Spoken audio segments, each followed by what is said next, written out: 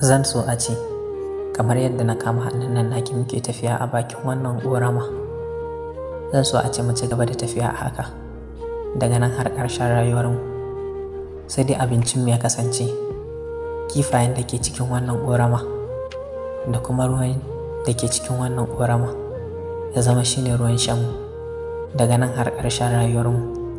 Haƙiƙa idan hakan ta faru da ni, zan fi kowa alfahari domin na rayu da abin da ya fi komai sa ni farin ciki.